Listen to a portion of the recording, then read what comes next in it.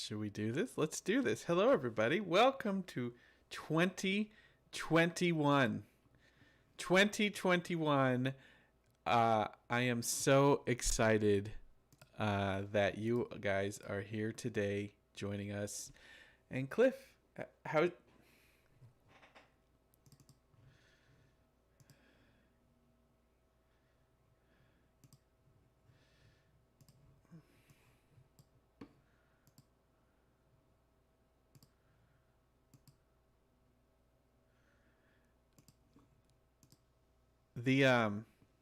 Hang on a sec, Cliff. Let's do an audio check. How Okay. you sounding?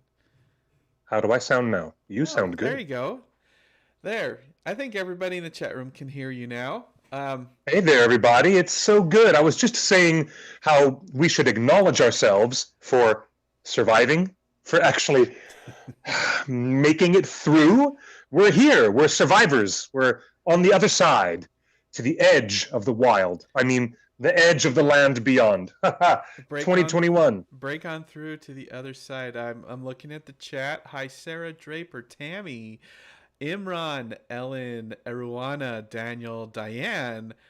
So wonderful to see Princess Toy Nerd, our trivia champion. We're gonna talk a little bit about what we did for Tolkien's birthday, but Yeah, it's wonderful to have gotten some really good competition from Princess Toy Nerd. That was fantastic. That was really good. Didn't we have a good time with that?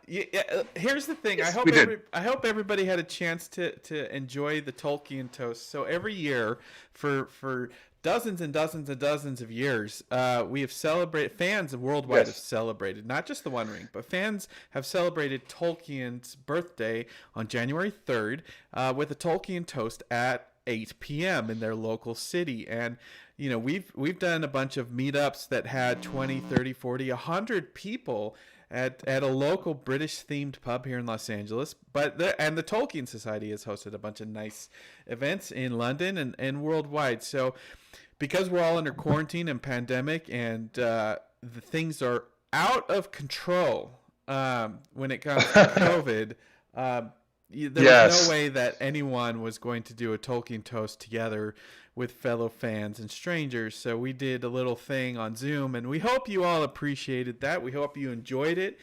I thought it was fun. I enjoyed hearing all your stories, and I think we should find some more reasons to do things like that. What do you think, Cliff? What was your vibe on the Yes. Tolkien toast? Absolutely. Well, it was just as relaxed and playful and sociable as you could ever hope for. It was really, really, really good.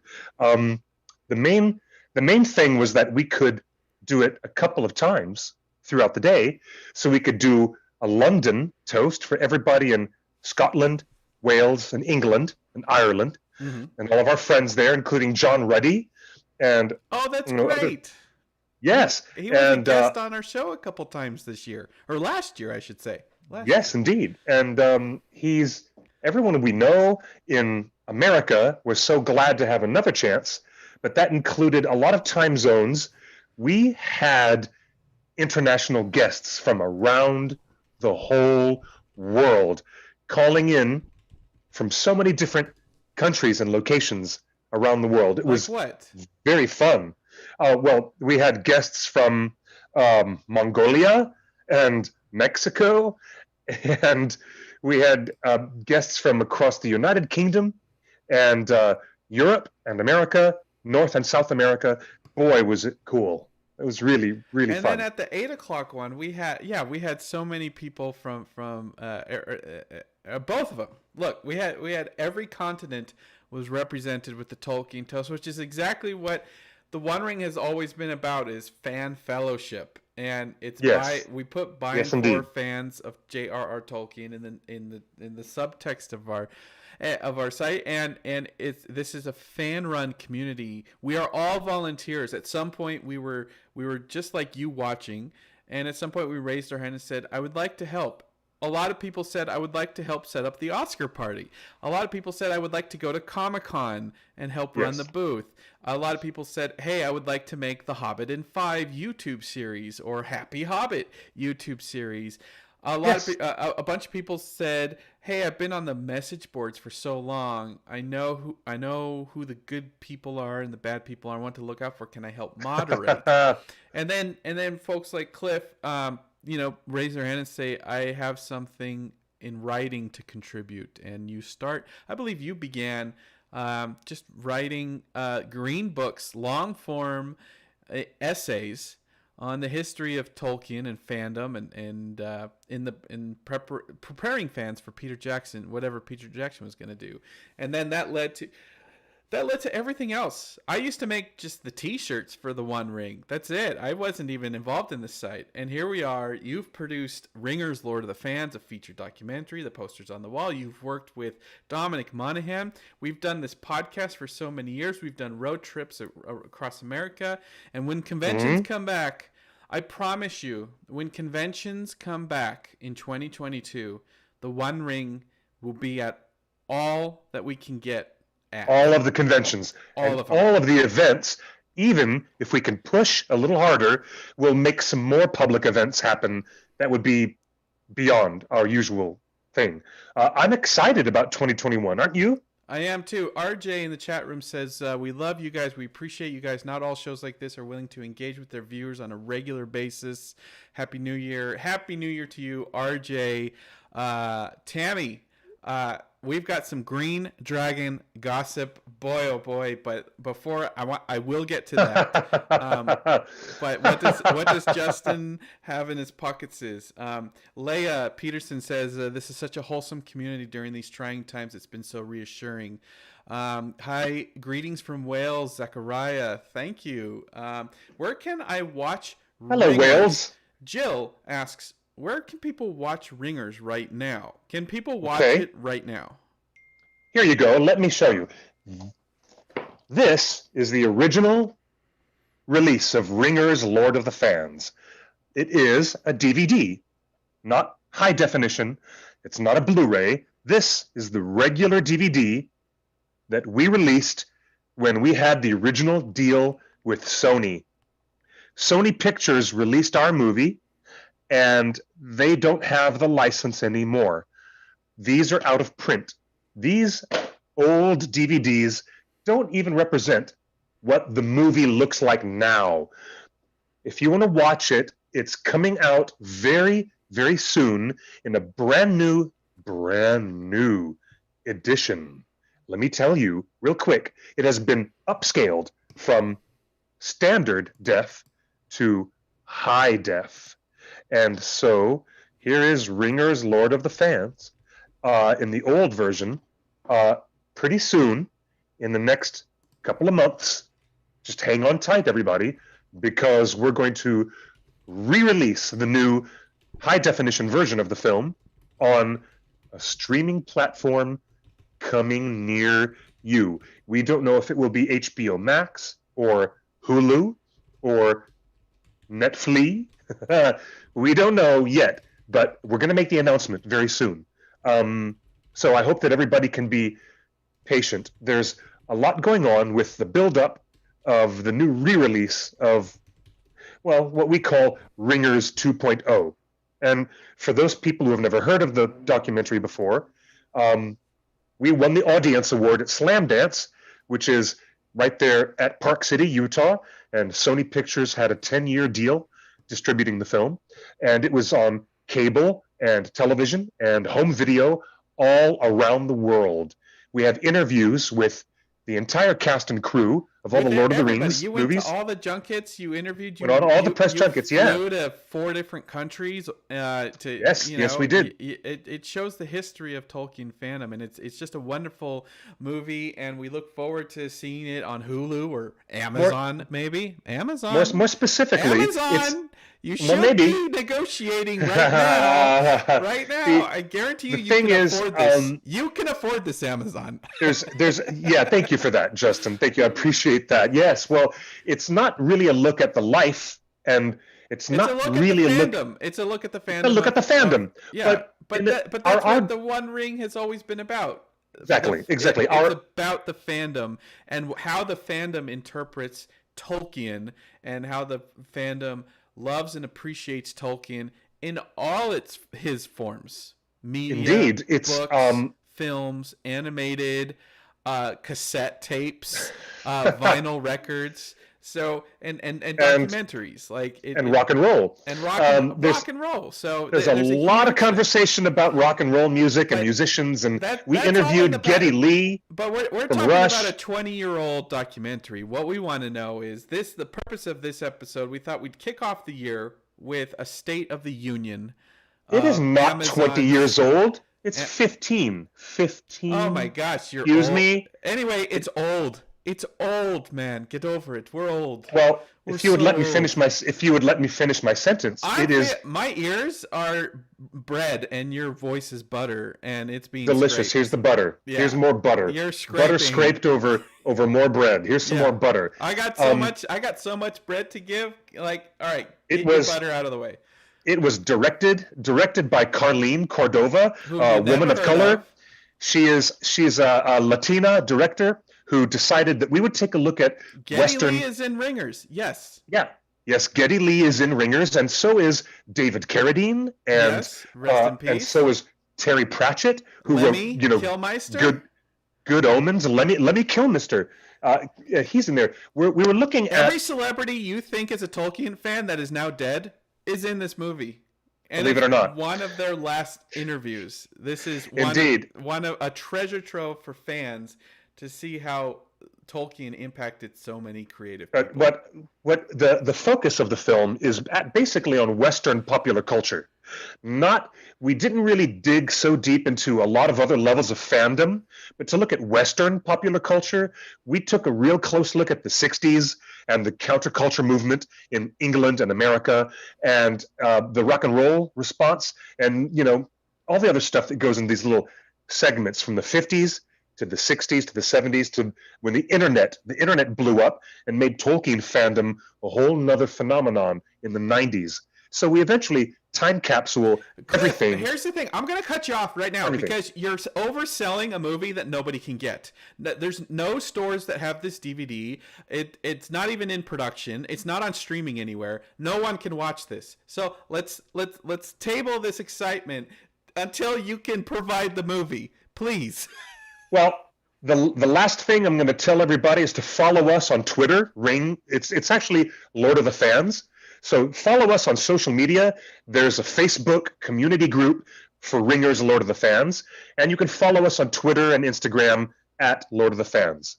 Thank you. And pretty soon we will have information, and we will debut it here on this show of where you'll be able to watch it, because I am frustrated that you are hyping up this movie and I can't even watch it because I don't own a copy of the DVD. Also, I don't even have a DVD player. So, You don't? How do you watch your 4K Lord of the Rings without a player? A website. How do you watch your 4K Lord of the Rings without a player? Nothing. Never mind. It's available in 4K on iTunes. Oh, okay. Yeah, fine. yeah. The 4K upgrades.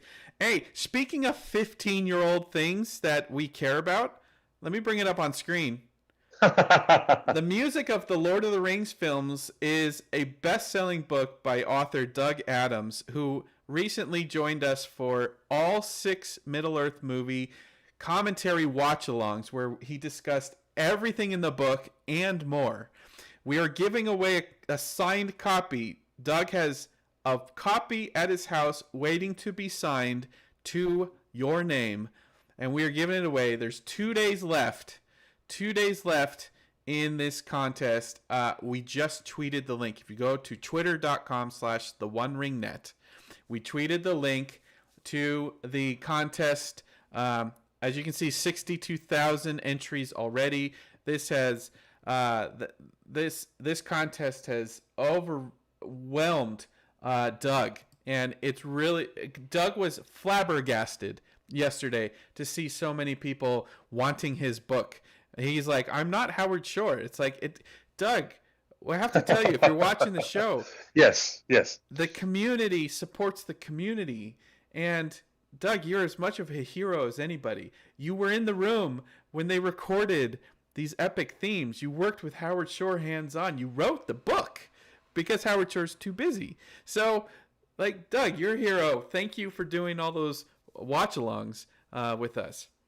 So, I have to say thank you also to Jim J. Ware, yes. who co-wrote the music of the Hobbit trilogy with Doug, and they're two little peas in a pod.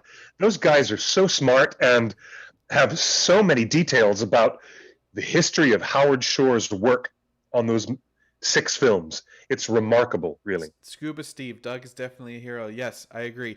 So, Cliff, yes, let's just give a state of the union of State of the Union of Amazon's Middle Earth. What 2020 can look forward to. Obviously, we both have our reasons to be excited and reasons to be cautious, and I think we're going to balance this. But first, the Green Dragon gossip that I have been working with. So, Cliff, we talked about this internally. I want to just tell everybody what's going on. All right. Here we go. The OneRing.net has a secret hotline that you can give us the goods. If you see anything in New Zealand, if you hear of anything, no stone unturned. And is that Spymaster? Spymaster at theonering.net. Email spymaster@theonering.net. Email spymaster at theonering.net. Also, we have a text hotline that goes to me and Cliff, and it's 530-64-FRODO. That's really our phone number. 530-64-FRODO, F-R-O-D-O. Spell it out with the numbers. That's really our hotline, 530-64-FRODO. So you can text us. You can text us photos and screenshots and any juicy gossip we have. Also, our DMs are open on every platform: Instagram, Twitter. Cliff, even your personal DMs at QuickBeam2000 are open. And indeed, so we get a lot of drops. We get a lot of scoops. We get a lot of stuff of curious fans saying, "Hey, I ran across this. Is it real? I think it's real." Things like that. And Cliff, here's the thing: we receive so much stuff. It's great. It's great, right? Yes, it is. It's wonderful. In our DMs, it's wonderful. in the email, on the text, and we appreciate everybody. Keep sending it. Please keep sending anything you think is relevant to Amazon's show. But Cliff, here's the discussion we had internally. With our thanks, yes. Is as a 20-year-old website and with as many followers as we have on Twitter and Facebook and Instagram, we still don't have a blue check mark. But we have a responsibility as a large voice and platform in the community to validate anything that comes in. Right. I think the last 4 years especially has taught us all there is a genuine issue with fake news and people that have agendas that want to cause drama for this or that, or highlight something secret that is an internal thing, or right. But the big thing is fake news, and I think there is a whole lot. You mean disinformation? Disinformation, yes. And yes. I think that what we've kind of discussed internally with the One Ring, all 4 of us, right there. This isn't a big team. It's Chris, me, Cliff, Kirsten, a couple other people, Kathy, and a bunch of contributors that are in the chat room right now. We love you guys, but we said, look, we have to start validating things. And I think, Cliff, I've been guilty of banging the drum of everything that we heard over the last couple of years, and although a lot of it turned out true, stuff like the young Aragorn has not been validated yet, and we lost some credibility. I think going into the year 2020, we have a a duty to validate anything, because even if it's true, if someone official denies it, then it looks like disinformation and fake news. And I think we're all tired in our lives. We're all tired of fake news, disinformation, he said, she said, he said, whatever. So to that end, the Green Dragon Gossip will continue gossiping on everything that we heard. But when we get a real interesting nugget of a photo, or a screenshot, or a page of a script that someone surreptitiously took on their phone, I don't know, whatever it may be, we call sheets. I mean, call sheets. Look, yeah. Back 20 years ago, the biggest prize we got was people sending in call sheets of what the production was shooting that day. That was wild what they were sending us. Yeah. On Spy Master, on our email, yes. And some things we knew were true. Our first big scoop 20 years ago was a picture of a white wizard on a spiked water wheel. And for many, many, many months, everyone thought that might be Gandalf. Yes. And then we had the first shadow photo of Ian McKellen in a wizard hat. And yes. So we do get the goods, but we have a responsibility now in this world of easy communication. Slide into our DMs, email us at random, text us. We have to validate stuff. So some of the things that have come across our desk in the last 2 weeks, Cliff, has been really interesting, really juicy, but I don't know if I'm getting hoodwinked. Could that be a photo of a Dolph Lundgren 80s film, or is that really a spy photo from the set of the 2021 Lord of the Rings? So basically, right. As much as I want to confirm or hype stuff up, I will continue to hype things up. But I promise you, we will deliver the goods when they're validated. Mm-hmm. And yes, and you know what? That actually takes some time, and sometimes that takes a little bit more digging to get things confirmed. Yeah, we've been doing this for a long time, but I don't want to sound. I don't want to sound like that old, but the funny thing is, we have seen a lot more secrecy, a much more careful, secretive approach down there in New Zealand than when Peter was making even the Hobbit trilogy or the Lord of the Rings trilogy. If you dial it back further, there's a lot more draconian, heavy-handed secrecy on the part of Amazon, don't you think? Yes, totally. So I think the tighter you clench your fist, the more leaks will spring out of the straw. True. So I do think we're gonna get some. I do think we're gonna get leaks, and I think we're gonna get some good stuff over the course of this year. And I just want to. So the things that are coming across our desk in the last few weeks, I really want to validate them, true or false. I want to know that we're sitting on some goods, or I want to know that this is totally false and fake news before I publish it in person. So, okay. This is a result. A year ago, I wouldn't have done this. I would have already shown you what I've seen. But I think we're in a place in the world where disinformation is flies so fast, and we have a responsibility to be more careful. And since we have a large audience, we want to maintain the trust that we've earned over 20 years. And look, if it's worth posting, it's going to be worth posting. But we want to do it right. Okay. So back up, Cliff. I have our biggest scoop to start the new year.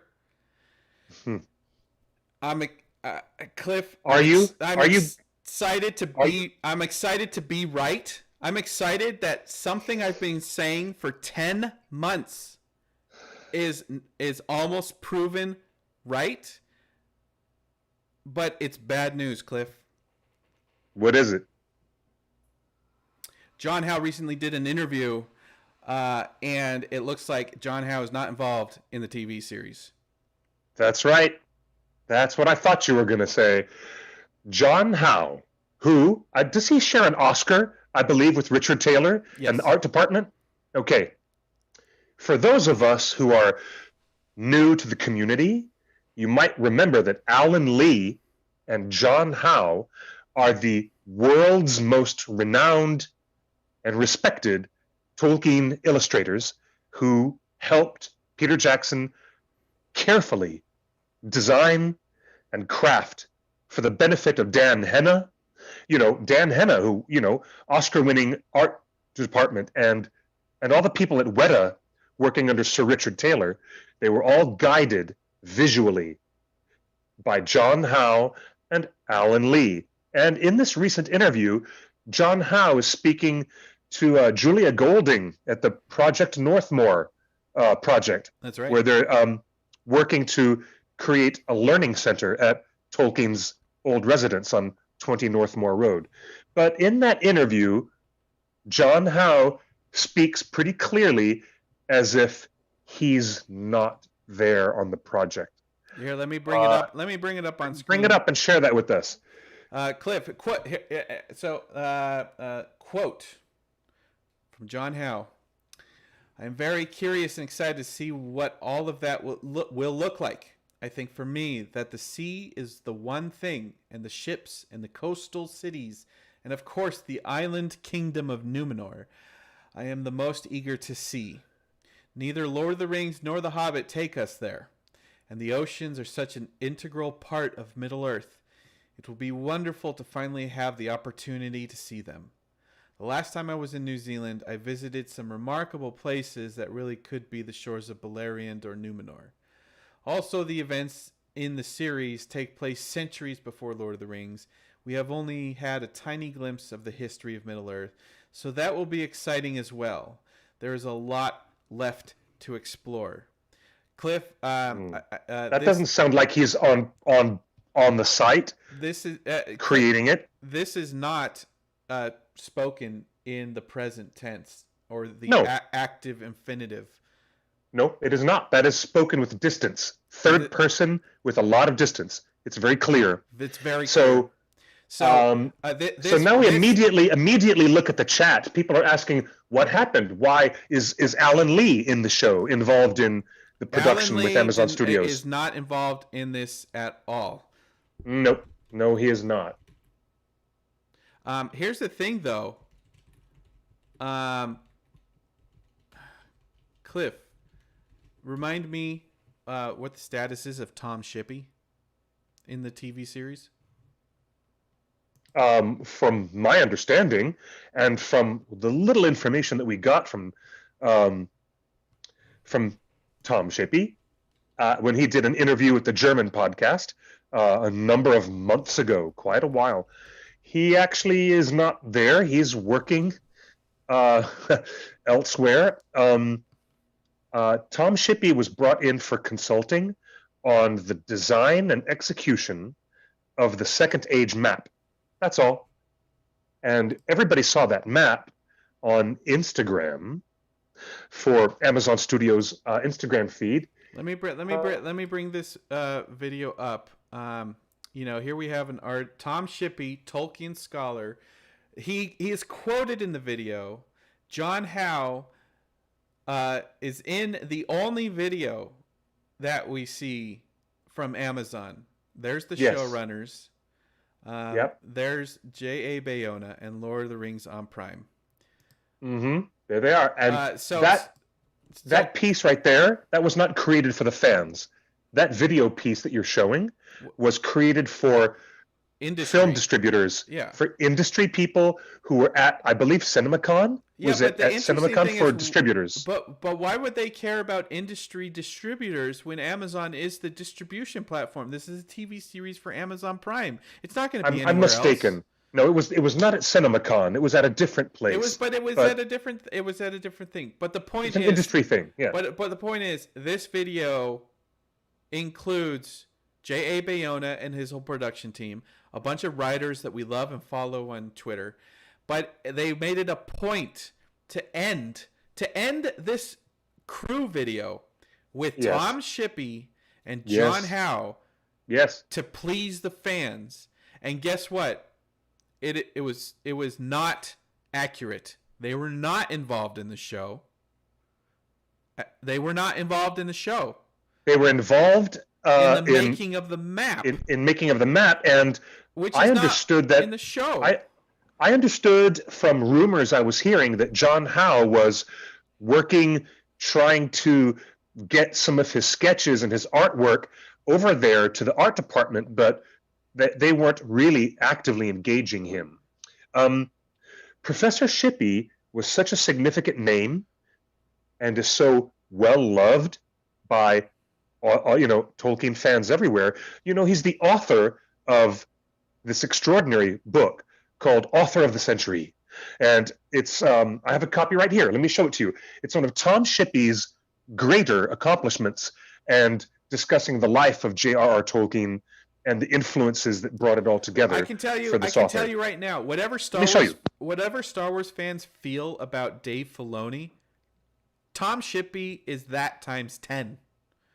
Tom Shippey's presence in the writing room, in the creative room, and on set, Tom Shippey's presence is the validation we need and the security we need that someone is looking over Tolkien's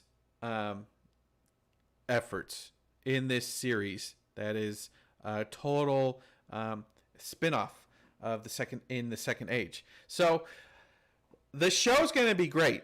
Spared no expense.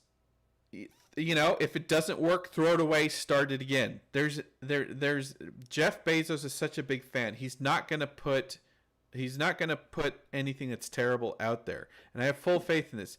But Cliff, remember in March, before quarantines even started, when I announced Tom Shippey was not on the project, and your jaw dropped, and the fans freaked out and said, "You're wrong, fake news, no way." I wanted to say at the time, John Howe was not involved either. You remember we had these conversations behind the scenes, and we're like, we cannot talk about John Howe because there's absolutely nothing to support that. Right. And so, but what John Howe and Alan Lee brought was distinct fingerprints on everything that happened in Peter Jackson's versions of Middle-earth. Now, if Amazon Studios is inclined, and I'm following along from a message that came from RJ here in the live chat, maybe they're interested in having other fingerprints of other artists who are newer artists, perhaps with other visual approaches and other, aesthetic ideals. And maybe Amazon Studios has a great interest in doing what they can to differentiate themselves from Peter's other 6 films. And to be clear, I wonder about that. I wonder about the wisdom of that. Would they be interested in making their Middle-earth look like it belongs in the same cinematic place as Hobbit and Lord of the Rings trilogies? Or are they interested in a real departure, in a real visual and design departure, so that they can make a show and point at it and say, that's our original work. That's something going to stand on its own terms. But what do you think? Here's what I'll say to that. According to the licensing contracts, that Amazon has licensed creative work seen and unseen from Peter Jackson's and New Line Cinemas and Warner Brothers films. So legally, they have the rights and the creative intent, and that would imply the creative intent to base the visualization of the Second Age in the same cinematic universe as Peter Jackson's films. Beyond that, we have discussed this many times that Peter Jackson himself was inspired by the filmmakers that came before. And there are several things in Peter Jackson's Lord of the Rings that are a shot-for-shot remake of Ralph Bakshi's Lord of the Rings. Shot for shot, color for color, stage for stage. You cannot deny that Peter Jackson just did not use Ralph Bakshi as a storyboard and said, Ralph Bakshi on the silver screen. Mm-hmm. Well, in several instances, it's really obvious that Peter Jackson was doing a complete homage. But when I interviewed Ralph Bakshi about that years ago, he didn't call it an homage. He called it a different word. He said, "What are you talking about? What are you talking about? Homage? It's a ripoff. That's what it is." But Ralph was feeling a little bit burned by not, being spoken to and, addressed as the ambitious previous director of the Lord of the Rings. We're getting a call on the hotline. Let's take it. Yeah, we sure are. Hi, who's calling? Hello? Hello, who's calling? Hi, it's me again. It's Arna. How are you guys doing? Arna, what's going on? Where are you calling from again? Everett, Washington State. Washington State. Pacific Northwest. It's great to hear your voice. Happy New Year. It's been a long time. I appreciate that you've been able to connect with us today. So what's your initial reaction to the news that John Howe is not involved in this series? Well, I'm very disappointed for one thing. I mean, if I was to look for another artist, I'd either have a choice between Ted Naismith and Roger Garland to be the second new concept artist to do it as beautifully. But my question is, if this Amazon show is a disaster, is it legal for a team to remake the series in the same way Andy Serkis got to do his Jungle Book series, which premiered on Netflix like 2.5 years since the Disney live-action remake had hit cinemas, to try and refresh it and do it right in case the show falls and crashes? Unfortunately not. This show, the reason Jungle Book had 2 movies is because it's out of copyright, which famously everyone on the internet has been talking about how The Great Gatsby is now, as of this year, not in copyright anymore, so we can have 5 Great Gatsbys. Wow. In fact, people want the Muppets to do The Great Gatsby. I think that would be fun. But the answer is... copyright for published books and stories is death plus 76 years. So the stories of... so Tolkien died in 73. Mm-hmm. So 76 years after that would put us in the 2040s. So unfortunately, no one can go and go around Amazon and go make their own series until the 2040s. Amazon is the only studio, only person in the world that can play in Middle Earth on TV and film right now. My other question is, are you certain that Amazon listens to the fans, or are they too busy thinking about their own thing, do you think? You know what? I'm going to answer that on the show because that was my next topic of discussion. So I appreciate that. I appreciate that question. That's going to lead us right into our next conversation. Great to hear your voice, Arna. And Cliff says hello as well. Hey, Arna. Hello. Good to hear you, brother. Cliff, and thank you for the invitation to Iceland. Of course. All right, we'll talk to you soon. All right, So, bye-bye. There's the thing. RJ in the chat has said they have the license, yes, but that doesn't necessarily mean they want it, meaning their series, to look identical artistically and aesthetically. The show can still be in continuity with the Second Age, I'm inferring that, whilst standing out artistically. What I would like to complain about in a small way is, why would Amazon Studios bother to put out that PR video, that public relations puff piece? If it was just a puff piece and they're not really utilizing Tom Shippey or John Howe, then I would just like to let that question linger in the air. What kind of an impression were they trying to make? You know? So here's the thing. The work that they want to do has to tread a line. They've got to walk a fine line between bringing in everybody in the fandom who is completely in love with Tolkien's literary world and his legacy of great storytelling, writing. Look, Brian Cogman's in this video. Oh, yeah, he is. And then they also want to differentiate themselves as making something new, a departure. So how are you gonna do that? And I guess the question is, how do you convince the world of fandom that you're doing it right when you're not doing it with the same people who worked on it on those previous 6 films? It's a tall order. They have a very, very excuse me for not knowing what to say. They have a tricky line that they're walking. It's very tricky, because if you want reassurances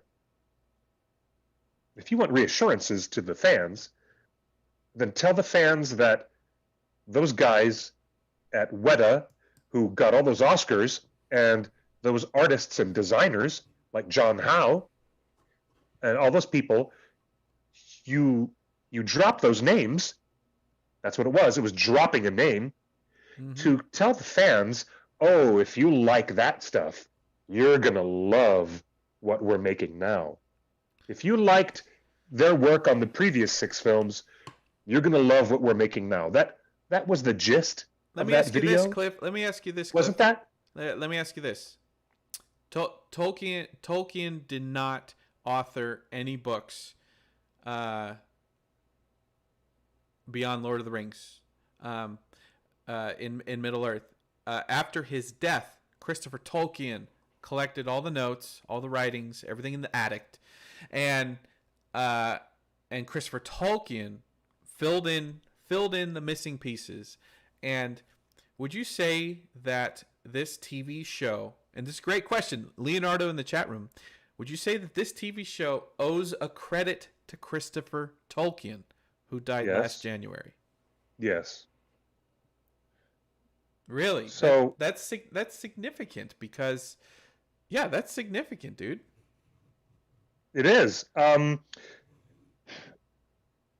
It was only because of Christopher Tolkien stepping down from his position as the chairperson, trying to control matters of the Tolkien estate. It was because he retired and stepped down. It wasn't expected that he was going to pass away like weeks and weeks later. That was not in the plan. But that was why we got a deal made for new merchandise, new toys, new Funko Pops, and new video games like the Gollum video game they're working on, and the new license for the Amazon series. All of that happened because of that one moment when Christopher Tolkien said, I'm going to step away from my responsibilities and not be the head of the estate, and I'll let the grandkids do what they will with things now. And that's how things really progressed so quickly. Yeah, and so So that's where we are. And look, there's no point in debating whether the show should go forward or anything. It should. It is. It's going. It's the most expensive TV show in history. Jeff Bezos is the richest man in the history of the world, who runs the most profitable company and the richest company in the history of companies. The world's money is behind this TV series. So it is a huge misfire that Amazon would dare put Tom Shippey and John Howe in a video like that, and just without saying anything, imply the implications of their presence. Yeah. You have to be honest with the fans. Look, you can have misdirection. But here's what I'm so frustrated over that. Cliff, do you remember when J.J. Abrams went on camera and told everybody that Khan was not in his new movie? Benedict Cumberbatch is definitely not Khan. In the Star Trek movie franchise you're referring to. Yes. Remember that? And you're referring to the famous character that was played by Ricardo Montalban in The Wrath of Khan back in the 80s. Okay, yes. so say what you want about J.J. Star Trek movies and their loyalty to Roddenberry's vision. The fact that the director of those movies, in support of this and supported by the studio, would lie to the fans like that, lost all credibility. And as far as I'm concerned, that Star Trek series was done after he lied to the fans, point blank. That's how I feel about Tom Shippey and John Howe in that video. We were lied to. Cliff, remember how the Tom Shippey news broke and then it was validated by the Tolkien professor like 2 or 3 months later, and everyone's like, oh boy, I think we owe the One Ring an apology for calling them liars. And here we are. And so I'm glad we had that conversation at the top of the show, Cliff, about the One Ring's role in disinformation and information and newsworthy stuff.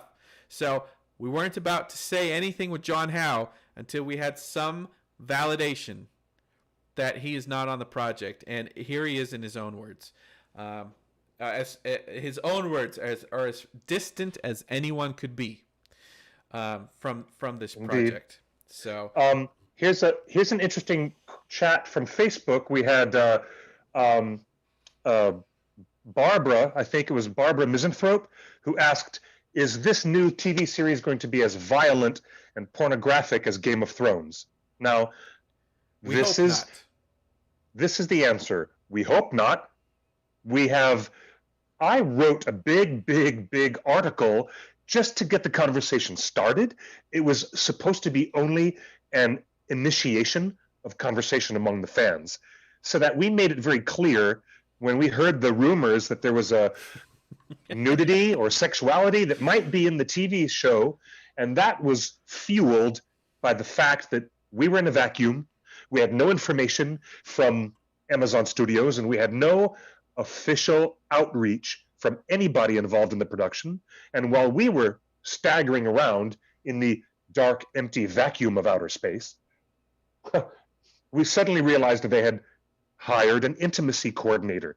So the idea was, why do you hire an intimacy coordinator? Well, maybe we jumped the gun a little bit, because sometimes you need an intimacy coordinator for nakedness or nudity or taking clothing off. And it's something very simple, like taking a bath or, standing naked in the rain, in a rainstorm. Nothing sexualized about it, but you still have to have an intimacy coordinator on the set. But we don't know. We really don't know. But what our last rumors was that we heard it was going to be a scene similar to Terminator 2, where, the T2 suddenly, what number is he, 3,000 or 5,000? He shows up like naked in profile after his time After he travel. teleports, He teleports it from time travel, and he's in a little silver electricity ball, and then he stands up in profile, naked, only because he's arrived with no clothing, and it's not there for the sake of nudity or sexualized material. It's just there for three seconds. Right. 3 seconds, and he's naked, and then it was done. It was not sexualized at all. So we're hearing the new rumors that whatever Amazon Studios might have, it might be nothing more than just that. Nothing more than However, just that. there's a hard line, a big contingent of vocal fans who have drawn a hard line in the sand that they do not want those distinctions that made Game of Thrones so specifically Game of Thrones. Everybody has said universally that they do not want those distinctions to be shared with this new series for Tolkien, because they're not the great common denominators of fantasy storytelling that people want. But we can only work with the information that we have, Cliff, and the facts that we have are they have an intimacy coordinator, and whether that's used for a sex scene, a naked scene, or just a shadow, a profile of Sauron coming to Numenor in a teleportation scheme.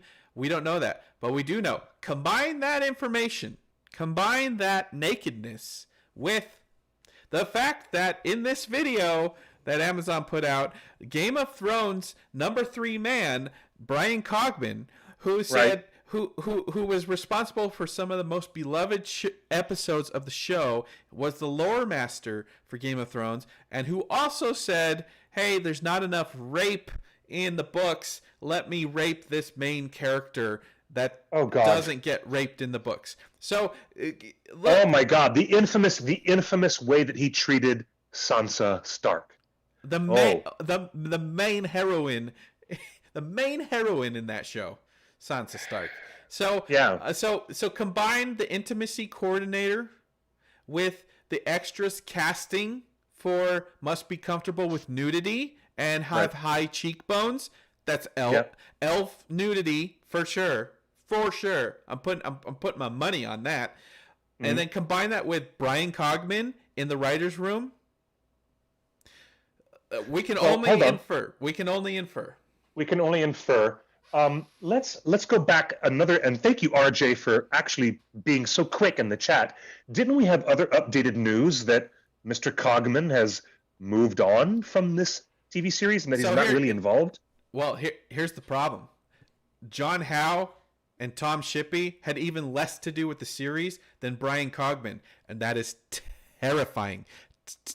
Terrifying. That Amazon's billion-dollar show would prioritize Brian Cogman over Tom Shippey and give him more responsibility and more energy and more hours in Middle-earth than Tom Shippey and John Howe combined. Can we request an interview? Maybe we should interview Brian Cogman here on Torn Tuesday and ask him personally. He'll never come on. I would love that. I would love to talk with him and not be, aggressive or hostile about anything. But I would really I would really like to ask him, you have such an attachment to J.R.R. Tolkien as much as you have an attachment to the worlds of George R.R. Martin. And anybody can appreciate your fandom, but I want to ask you, Mr. Cogman, what's up? What kind of stuff did you really expect to bring to the second age of Middle-earth? What's up? Cliff, here's the deal. Here's the deal with Amazon and Brian Cogman. We've just proven that Amazon tried to pull one over on fans by showing Tom Shippey and John Howe when they weren't really involved in the series. All right? Mm-hmm. Fact, case closed. Amazon lied, or Amazon misrepresented that. So when Amazon, I would say indicators are pretty strong that that's about it. Okay. Yeah. So okay. Pretty strong indicators. You know what else they did? When Amazon signed a first look production deal with Brian Cogman. They specifically said he is working on his own projects that had been long stewing while he was working on Game of Thrones. They were explicit in saying he's not involved in Lord of the Rings. And they made it a point, Amazon made it a point to say he's not involved in Lord of the Rings when they hired him, because fans made such a stink. And they said, look, we don't want anyone to do with Game of Thrones in Middle Earth. I'm sorry, it's just maybe season 3, but earn our trust first. So okay, when Amazon signed the deal with Brian Cogman, they specifically said, and then they released this video, and there he is. There he is, right in the video with his grinning teeth. And so check that out. So he's in the video. So obviously Amazon lied to us about what they hired him for. And then just a couple months ago, Amazon let his contract go. So it turns out that Amazon did not use Brian Cogman for anything except Lord of the Rings. They did not put any of his scripts into production. They did not even hire a potential producer or director for any of these projects that he was supposedly working on.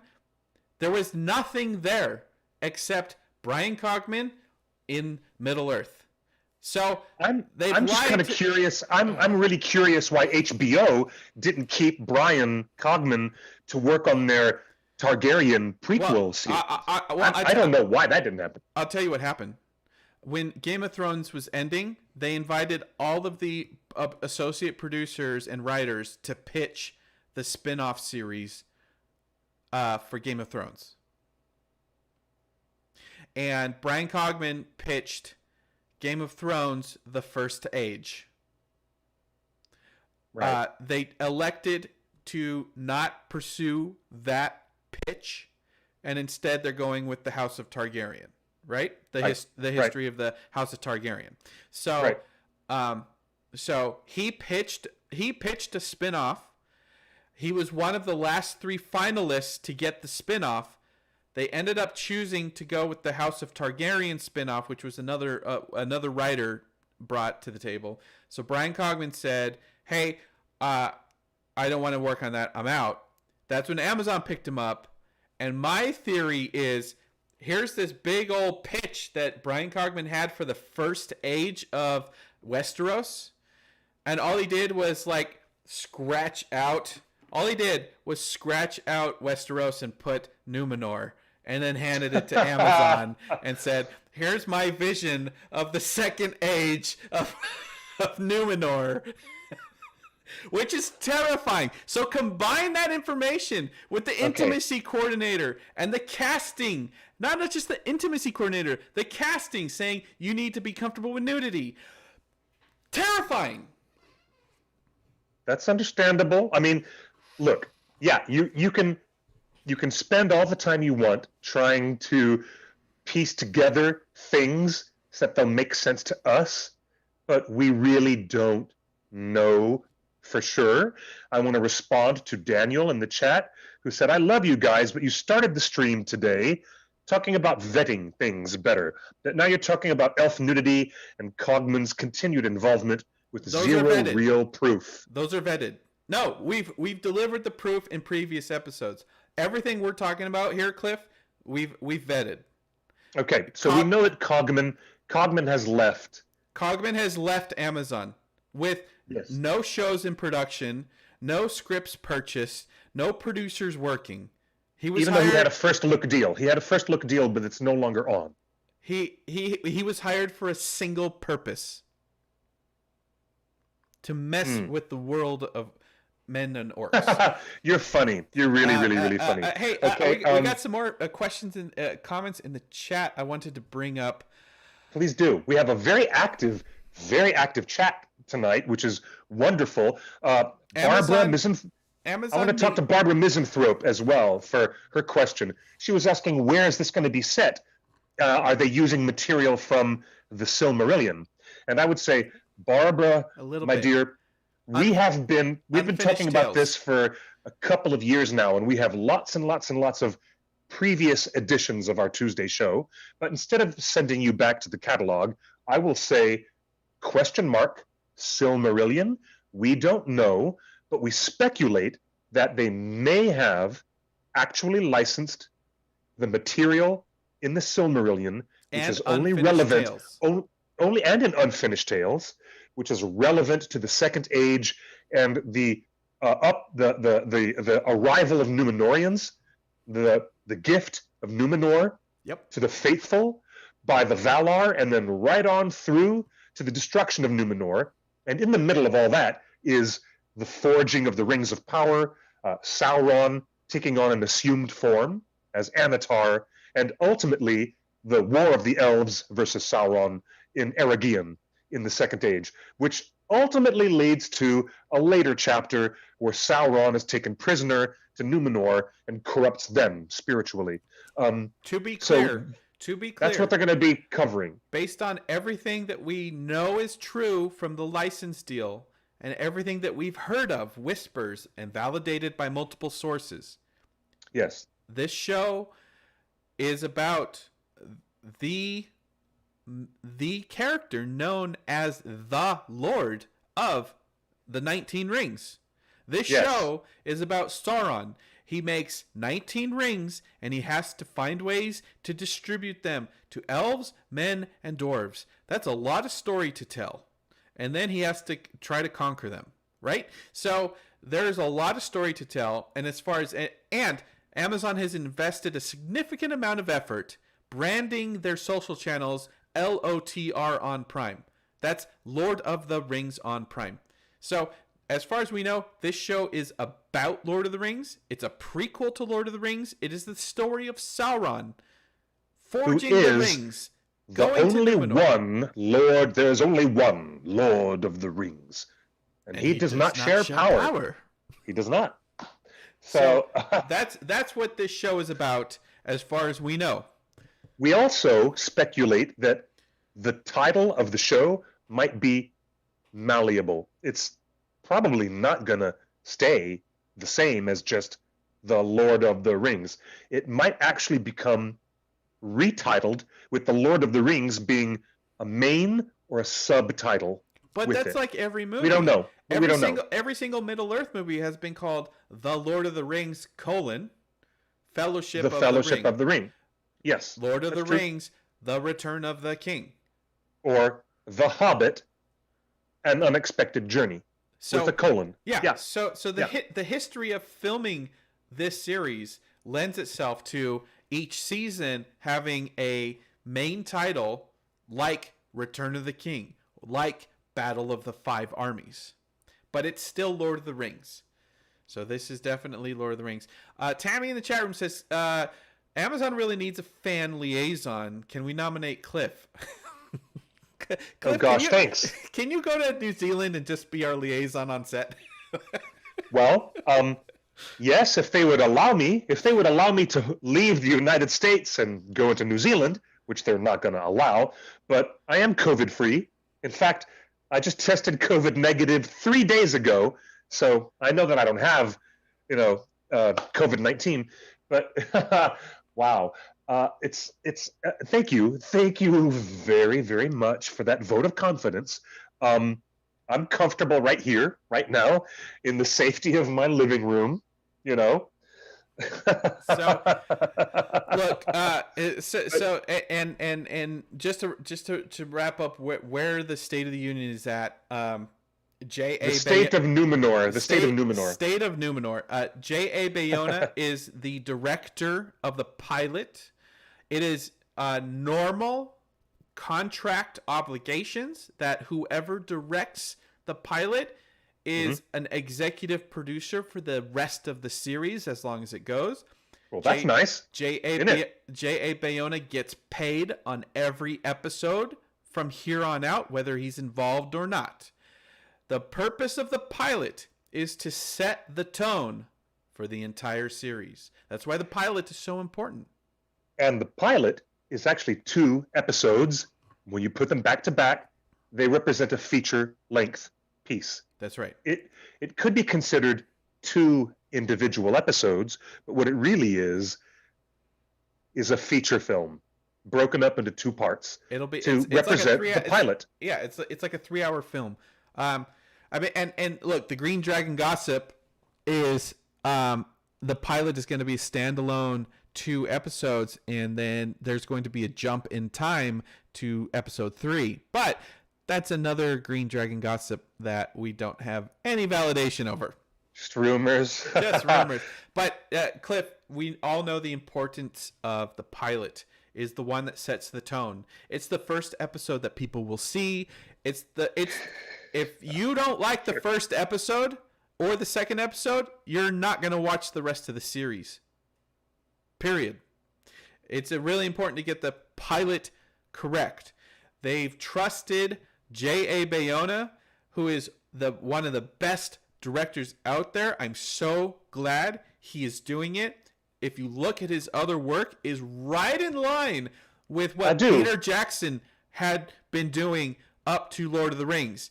I do want to support you in that. I support you in that. J.A. Bayona is a very talented, very capable director who knows how to handle fantasy and hard emotions very, very well. He does a great job. He's really a pretty darn good choice to bring in. He's a really, and I might be skeptical about the way Amazon Studios is parceling out information to the fans, with that video. And now we know that, Tom Shippey is not involved and John Howe is not involved, even though they're doing all these little shenanigans. I have to say that their decision for J.D. Payne and Patrick McKay, the showrunners, for those guys to put their faith in Bayona is pretty solid. It's pretty good choice. I'm down with that. I look at the people in the chat are saying The Orphanage is fire. You know what? That is the one movie I haven't seen. I have got to watch The Orphanage. The Orphanage I haven't seen it. Is it's amazing. the one that I haven't seen. And the other series pilot that he directed, the first 2 episodes, was Penny Dreadful. So if you want to see what Bayona filming a TV pilot looks like, find Penny Dreadful. I believe it's on Showtime. But I'm sure there's maybe Hulu has it. I don't know. Look for Penny Dreadful. Also, I'm gonna tell the people in the chat, don't pay attention to Fallen Kingdom. If you're looking at Bayona's work, don't look at Jurassic Park Fallen Kingdom. Take a look at A Monster Calls, especially The Impossible. Take a look at A Monster Calls and The Impossible and Penny Dreadful. By the way, take a good look at Penny Dreadful. Yeah. J.A. Bayona's The Impossible was the first movie for this young actor named Tom Holland. J.A. Bayona discovered Tom Holland, and he anchors the movie. He's literally the main character in the movie alongside Ewan McGregor and Naomi Watts. That reminds me that Peter Jackson discovered Kate Winslet when he cast her in Heavenly Creatures all those years ago. Orlando Bloom, arguably one of the most important actors, one of the biggest actors of our generation. I'm telling you, Lord of the Rings was a star maker for Ian McKellen, Orlando Bloom, everybody involved, right? So do not underestimate the power and the skill that Bayona has with young, undiscovered actors. But also don't underestimate the writers. It's the writers that give the material, just like RJ said in the chat. The writers, we don't really know what kind of stuff they've been writing, and we really don't know within the time frame of the Second Age, which covers many, many thousands of years on the planet of Arda. We do not know where they're going to begin this narrative. We don't know what's going on. And I really wish that they had, there's some spies have been sending us some stuff lately that kind of suggests what the whole series overview might be about. Yeah. But do you know what? Here's what I don't want.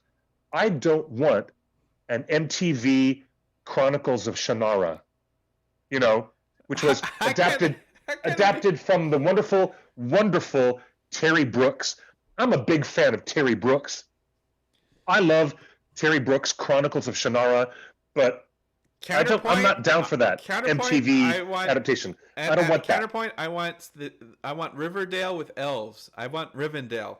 I want young Galadriel, young Elrond, young Riverdale Sauron, with elves young Sauron, and dwarves. Young everybody, like No. finding their place in the world and finding love and dating and not dating and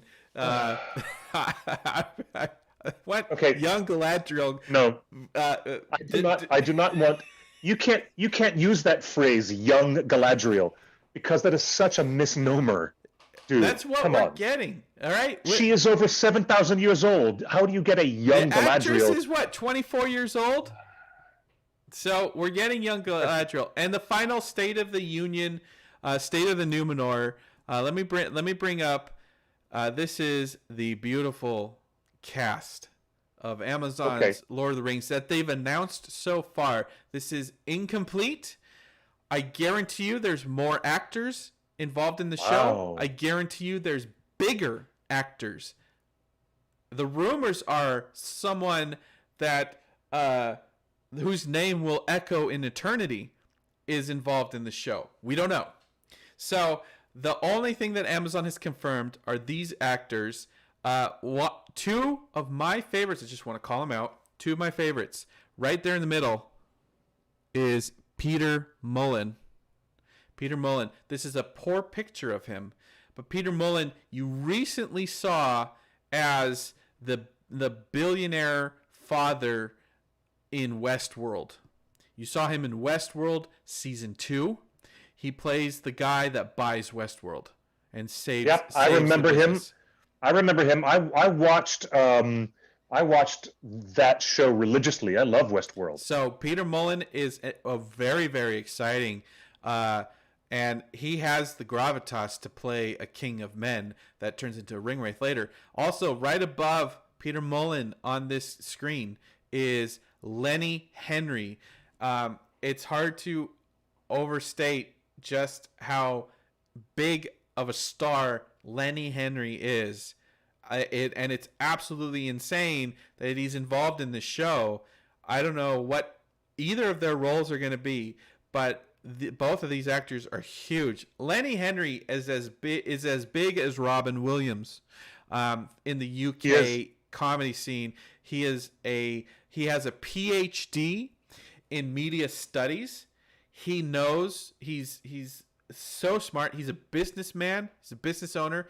He created all of the comedy charity events that Robin Williams and Billy Crystal and Whoopi Goldberg used to do. He created that, Indeed. Indeed. He's been on so much. So Lenny Henry and Peter Mullen are two of the big, most exciting names, and I can tell you there's more big names coming out, and who knows Indeed. Somebody in the chat very early on in our broadcast was asking, is there any more truth or confirmation to the rumors that Lenny Henry might be one of the two blue wizards? Again, agree. That's just speculation. Look, broad speculation. On this show, we like to table all of the juicy gossip and speculation under Green Dragon Gossip. So, wink and a nudge. We don't know yet, but there's two rumors floating about. Lenny Henry is one of the mythical blue wizards, or Lenny Henry is the Dwarven king that builds the halls of Dwaradelf and Moria. Lenny Henry is the guy that chisels those great halls of Moria. That could be cool. Out that of could the be mountain in the Second Age. He's. I'm telling you, we don't.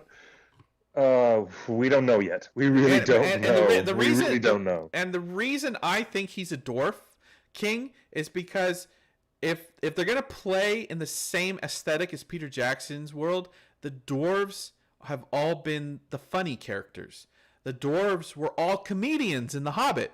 You got to remember, the dwarves in The Hobbit, they were all very well established comedians.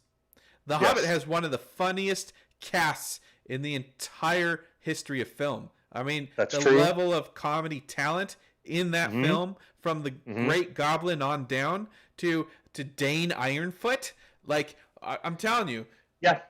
if they're gonna play in the same aesthetic, a comedian legend such as Lenny Henry would put him as. By the way, Cliff, I don't think Tolkien really described what happened with the dwarves taking the rings. So they take 7 rings, but we never really expound on that story of, like, you know, what happens to the dwarves that take the rings. And there's a lot of them.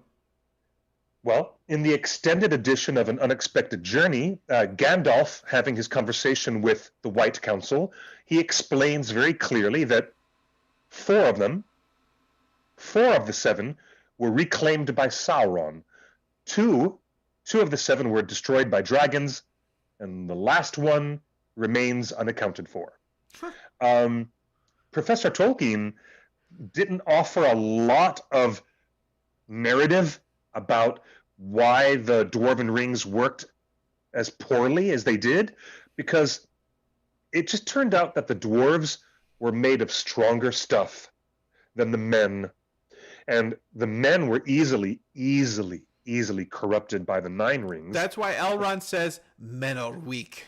That's exactly why. And he has a bias. He has a very clear racial bias, as elves and dwarves and men are interesting interpolations of racial bias within the world of Arda, on a sub-level, which I always found interesting. But the dwarves were driven to be more greedy, more driven and ambitious with their greed because of the 7 rings, but they were not corrupted as They were not the men corrupted, were. but it Not in definitely the same way. It strengthened their worst desires. So when Tammy in the chat room says dwarves were impervious to the ring's power, that's not entirely accurate. The ring had influence on the 7 rings manifested some of the worst qualities of dwarves in that way. Right. So, but that has never been explored. And Tolkien, I believe in some of his letters, Tolkien encouraged future writers and future artisans to explore the pillars that he had planted. And he intentionally did not write what happened to the dwarves, but he encouraged people to explore what those stories may be. Do you know the passion of the great Valar Orlais, who created the dwarves? His great passion for making something wonderful, when all of the Valar, and I'm dialing it back now to Silmarillion conversation right now. I'm going into the way back machine. Okay? Dilly dude.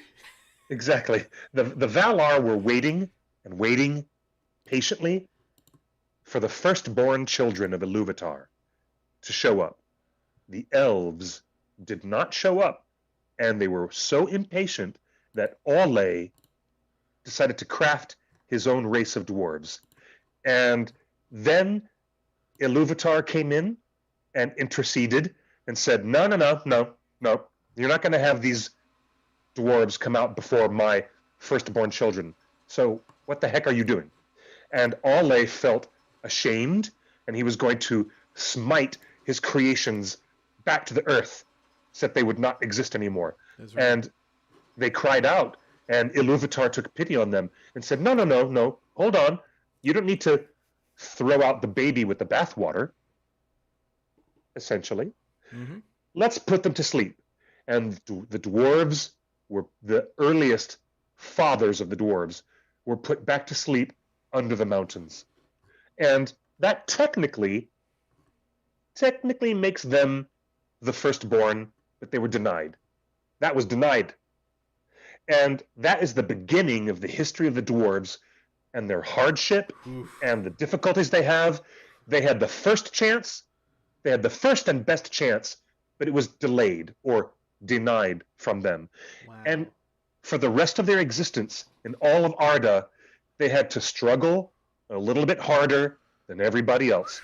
And I always found that really historically and spiritually fascinating. I don't know if anybody else feels that way. But well, I hope Amazon finds it fascinating because, again, what an interesting multi-season TV series they have on their hands to talk about, the dwarves, the elves, the men. Why does Elrond hate men? Why does Elrond is so dispassionate against Aragorn? Wedding. Well, Aragorn represents an existential threat to his daughter. Right. Aragorn represents an existential threat but he's to been Arwen. There. But in a way that is familiar to Elrond's past, which we could see in the series. So anyway, that's the state of the show right now. We have a beautiful, very talented cast. We have an incredibly gifted director doing the pilot and setting the tone for the entire series. Cogman is out, but he had more influence than Tom Shippey, who is out. John Howe is not involved. We are getting juicy rumors here and there. We are doing our best to validate them. And Cliff, I think, you and I disagreed. I wanted to run with the John Howe rumors 6 months ago. You said, hold off. We can't get this one wrong. Mm-hmm. I think I appreciate that. And so I think going forward, it's our duty to make sure that we make every effort to not get it wrong. And that's our oath to you guys watching in 2021, that please keep slide into our DMs. Any whispers, any pictures, your buddy lives in Auckland who has a friend that lives across the street from a set. Yes, exactly. Send it all forward. Send it all. Look, if there's a catering truck parked on a street in Auckland and there's a code name on a piece of paper, please send it to us, because there's only 2 movies filming in Auckland right now. And let us do the work to validate that code word. Maybe it is Lord of the Rings. Who knows? But keep sending us everything that you find. Slide into our DMs. Again, the hotline, 530-64-FRODO. You can email us anonymously, spymaster@theonering.net. And then, again, as we said at the top of the show, this site it doesn't have a staff.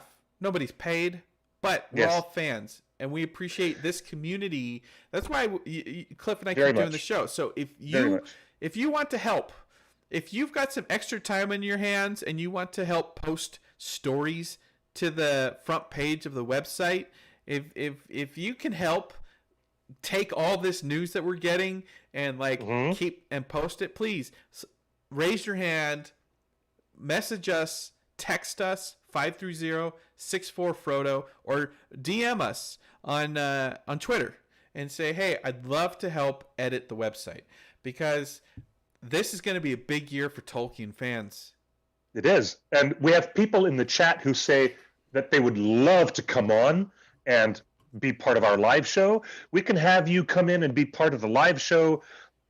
It's also fantastic if somebody wants to work editorially and help write or edit some content because we're going to be pushing out a lot of news and a lot more stories and a hell of a lot more things going on as we move forward. And Andrew says he's sent a lot of stuff to Spymaster, and I can tell you one of the reasons not everything gets posted is because we just don't have enough people to post all this stuff. Like, Cliff and I spend enough time preparing for the show every week and doing these long form tweet threads and essays that Cliff does on the website. So there's just this is all extra work away from our families, away from work, everything like that. So we just need more passion, more of you to help us out, to help the community out, because we'd love to be a trusted source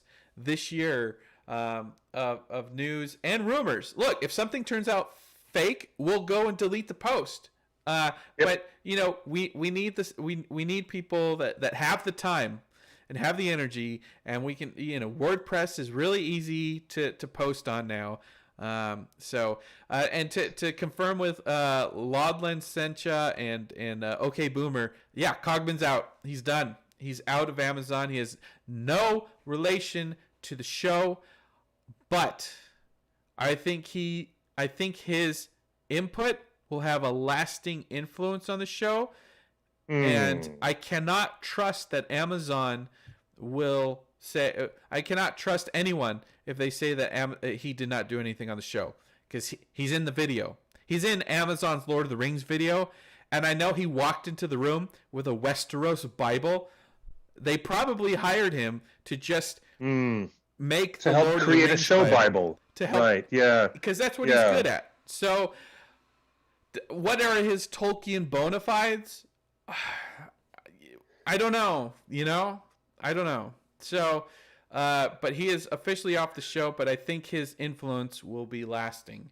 Unfortunately, he had more influence than Tom Shippey and John Howe, who who are confirmed are not involved in the show, and that video was a total joke. So Amazon, do better by the fans this year. Be honest in your marketing. Be honest. Yes, because it will be called out. It will be called out by the fans. We'll find out. I promise you. Fans will call you out. We'll find out. Back to the lingering question that was asked over and over again in the live chat. How soon do we anticipate seeing a trailer or any pictures or any footage of anything from what they've done currently? I can tell you. The current plan, again, this may change because pandemic. Who knows? Right. Okay. The current plan. Is this speculation? Is this Green Dragon gossip now? Green Dragon gossip. The Green Dragon gossip. As far as we know, the show is coming out this Q4. So October, November, December. Really? We can expect the show to debut possibly November. We can expect a trailer in July, which would have been released at a major Comic-Con panel, but unfortunately there is no Comic-Con this year. Okay. Wow. So I thought that we were not going to see anything from this show until next year, 2022. No, I believe the plan. I believe. Really? I believe the Green Dragon gossip is. I believe J.A. Bayona is working on a two episode pilot that will be about 3 hours total. I believe that will debut this year as a big release. I believe we'll get a trailer this year. And gosh, I hope we get some leaked photos sooner than later. So I'm relying on you guys. Get us some leaked photos. Shout out to Fellowship of Fans for posting those photos earlier in the year, last year. Like I said, we can do a lot with a little. So yes, we can. Well, it would be intriguing. Wouldn't it be kind of wild if they get their Lord of the Rings series out on the 20th anniversary of the Fellowship of the Ring, getting out in December, late December in 2001? Yeah, Ellen, Comic-Con's canceled this year. San Diego Comic-Con's canceled. Yeah. And Dragon Con, if you're listening, just cancel it, bro. Just we are where we are, man. No conventions this year. Please. No conventions this year. We're all going to get through this. We're all getting through this. Rest in peace to everybody that's lost someone this year and last year, because it's not done yet. Yes. BlizzCon isn't canceled. You're really going to have 20,000 Blizzard gamers in a convention hall? I don't think so. Wait, isn't BlizzCon in November? Maybe by November. But maybe San Diego is already canceled for sure. Oh yeah, BlizzCon is virtual. Yeah. So yeah, I don't know. Hold on. I don't know. What is that question, Hari? Hari Pawar in the chat says, Cliff, remember I asked the question about distributor list. What distributor list? You were put on a distributor list for marketing and PR. Right. So I guess the last thing, we'll close the show with this: a positive outlook on Amazon relations. I will say this: Amazon has hired some new people. You've seen the news articles. We've shared them from Deadline, Variety, Hollywood Reporter. Amazon has hired some really talented people in their marketing and PR department recently. Recently, in like the last several weeks. Yes.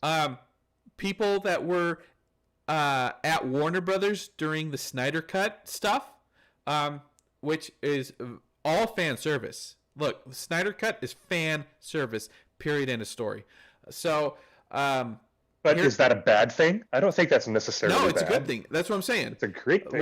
That's a great thing. That's a great thing. So, listen. The people that we've seen announced that Amazon has hired as marketing and PR for this show give us the extreme confidence that, at least from a marketing perspective, they're gonna do right by fans. And here's what I'll say about marketing versus movies. Say what you want about the quality of the Hobbit films and their fidelity to Tolkien.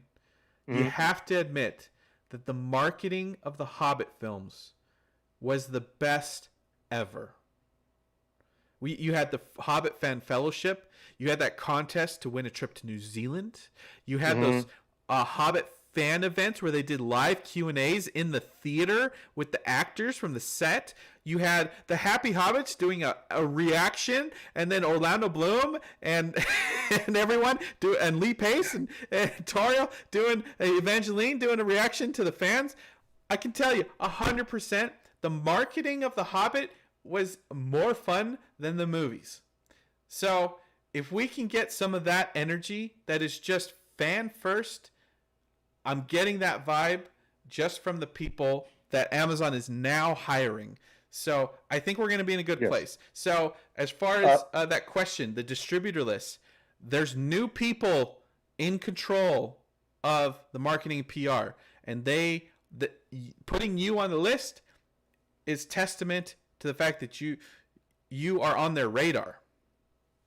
Which is very good for you for Fellowship of the Fans. I want to give a special shout out to the people on YouTube who are providing so many great bits of content and discussions, and that includes Hobbit Fellowship Breakfast. of the Fans. Denny's Hobbit and Breakfast. Yes, Fellowship of the Fans and Nerd of the Rings, and of course History of the Ages and Men of the West with Yoistan, and so many more. Nerd Cookies and some Emergency Awesome. I watch all these YouTube providers all the time, and I'm jumping back and forth usually from Star Wars content to Lord of the Rings content, and a lot of stuff in between. I am kind of really excited about what's going to happen with them reaching out to more of those Fans. Like websites like ours and more Tolkien fan community people. It is really cool now that Amazon Studios is much more engaged in reaching out to all of us in different quadrants of the community. I think it's great, really. Yes, yeah. So I have a feeling that even if they're doing the series wrong, I think that Amazon learned their lesson from that terrible, distrusting video that they put out that featured Tom Shippey, John Howe, and Brian Cogman in it. I think they learned their lesson. The people that made that video are gone. They don't work at Amazon anymore. Wow. They're done. So as much vitriol as I spit today up against that video, the people that made it are gone. There's new leadership, and we're completely excited by that new leadership because it sounds like they know how to deal with fans. And my final thought going into 2021, Amazon is the richest company in the history of the world. Jeff Bezos is officially the richest Tolkien fan in the history of the world. Oh, God. So there is no reason not to greenlight a Scouring of the Shire animated series. There is no reason not to greenlight other spin-off series that use all of the creative talent of Hollywood that love Tolkien. So you just saw She-Ra do 5 seasons on Netflix with showrunner Noelle Stevenson, and it was one of the best. She-Ra was one of the best animated fantasy series of the last 20 years. She is a huge Tolkien fan. She had a huge Tumblr called Broship of the Ring, where she reimagined the Fellowship as hipsters. But I'm telling you, go Amazon right now. Go make a deal with the She-Ra showrunner, and go make an animated show in the Shire. Just please. You've got enough money. We will watch everything Tolkien. You don't need to bet it all on this TV series. Just you've got the license. Go make other cool stuff. You know what? Give us Shire potatoes in your Whole Foods markets, please. You know what? give us an audio. Give us an Audible book of the music of Lord of the Rings from Doug Adams, because Amazon owns Audible. So Amazon owns Whole Foods, Amazon owns Audible.com, and Amazon has the rights to Lord of the Rings. And they have all the rights to the New Line Cinema and Warner Brothers movies. So Amazon has all the rights, all they needed, and they have all the money in the world. So there's no reason for Amazon to go give us new audiobooks. Go give us new animated series. Go give us new and continue on with your major feature television series, because you got enough money. Just start using it. Give us everything. We want to play in the Shire. And help me re-release Ringer's Lord of the Fans in high def. Yeah. Please. There you go. All right, Cliff. That's the State of the Union, a State of Numenor. For State of the Numenor address. That's everything that we know of so far. Cliff, so far so good. Last year was a great year. We had so many watch-alongs and so many reunions, and I don't know, Lord of the Rings got me through last year, and it's continuing. And the community right now, I appreciate all of you guys in the chat room. It's great to have you along, and you know, indeed it is. And Daniel, I owe you $1. Look, that bet, Daniel, cannot be settled until the TV show. 'Cause I still think Kaya Scodelario is in the show, even though it was announced that her husband is officially on the show. So you're too funny. So I believe that they both are going to be on the show. But let's settle that after the show comes out. This is Torn Tuesday. We do this every Tuesday at 5 p.m. Pacific, 8 p.m. Eastern. We appreciate all you guys coming along. Cliff, I appreciate you. Thank you. Well, thank you, Justin, for helping to push all the buttons in the background that makes this magic happen. And everybody appreciates that very much. I am excuse me. Somebody is singing "Where There's a Whip, There's a Way" in the chat, and that is from the Rankin and Bass animated Return of the King. Oh my God, that movie is so wonderful. Hey, someone in the chat room just said if only we could get Studio Ghibli to do it. They already did The Lord of the Rings. Studio Ghibli animated the Rankin Bass Hobbit movie. It's pronounced Ghibli. And here's the connection. Many of the key animators, the animators who worked at Topcraft, and they were hired by Rankin and Bass as producers, and they were in New York City. Arthur Rankin Jr. and Jules Bass were in Manhattan contracting and making trips to Japan, getting very, very friendly and having an excellent relationship with the studio that created Animagic, which is their stop motion animation for Rudolph the Red-Nosed Reindeer and The Year Without a Santa Claus and all those wonderful things they did. But Topcraft animators worked very distinctly on The Hobbit and The Return of the King for Rankin and Bass. And then most of those animators were... Topcraft went out of business. Those animators migrated over to work on Nausicaä of the Valley of the Wind with Miyazaki, which helped him and his financiers create Studio Ghibli with that. Fantastic effort. Studio Ghibli is founded by the animation team of the animated Hobbit. So we basically got... we already got our Miyazaki. So happy 80th birthday to Miyazaki today. That's why he's on top of mine. Another fantastic birthday. A birthday for the professor a couple of days ago. What is with all these creative Capricorns? We have the most amazing storytellers, Hayao Miyazaki and of course J.R.R. Tolkien. Nadia, we're dropping knowledge at the end of the show. We're just so full of Tolkien trivia that we can end the show with just a needle drop of information and blow people's minds. Yes. Hey, thank so you. Wonderful. We're gonna see you guys next week here at 5 p.m. Pacific. Thank you for staying us. This was kind of I didn't expect to be talking for an extra long show, but you know what? That's the state of the union when it comes to Amazon's Lord of the Rings. The state of the Numenorian. We have a lot of good stuff to look forward to in the coming months, and if you guys have any secrets or spy reports, send them in the email to spymaster@theonering.net. And while you're at it, you can follow theonering.net on all of our social media on Facebook, Periscope, Instagram, Twitter, and your mama and your daddy and your no panty granny. You can follow us on all those platforms at the One Ring Net. Justin, where you cannot follow us at is Parler. Thank you. And thank you. And Justin, on Twitter, you're Justin's Big Idea. Myself, I'm on Twitter at QuickBeam2000. You guys are wonderful, and you gals are wonderful. To all the guys and gals and everybody out there, and all the hobbits and elves and dwarves and the men and the Numenorians and to all the filthy little orcs out there, thank you for being part of our crazy worldwide community. What a great start to the year.